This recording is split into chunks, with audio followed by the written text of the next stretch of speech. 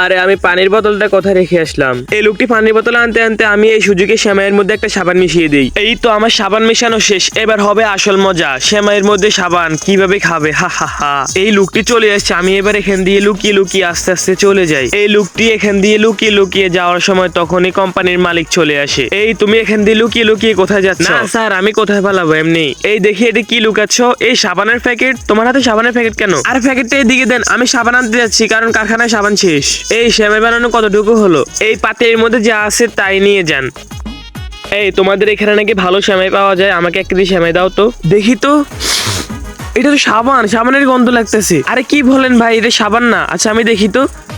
হ্যাঁ আসলেই তো এটা সাবান। আমি এখান দিয়ে সাবানের প্যাকেটটা ফালাই দিত, বুঝবে না যে আমি সাবান মিশিয়েছি। এই ভাই সেমাই বানানো কতটুকু হয়েছে? তুমি এতক্ষণ কইছিলে? স্যার আমি ওখান দিয়ে কাজে একটু ব্যস্ত ছিলাম আর কি। এই বেটা, তোর হাতে ওই সময় সাবানের প্যাকেট দেখছি, তুই সেমাইয়ের মধ্যে সাবান মিশিয়েছিস কেন? তোকে আজকে কোম্পানি থেকে বের করে দিব। তার আগে বলো, তুমি টাকাকে ভালোবাসো নাকি মা বাবাকে ভালোবাসো? যদি মা বাবাকে ভালোবাসো তাহলে আমার ভিডিওতে একটা লাইক দিয়ে চ্যানেলটি সাবস্ক্রাইব করে দাও, আর ভিডিওতে সুন্দর একটা কমেন্ট করে যাও। পার্ট 2 দেখতে কমেন্ট করুন।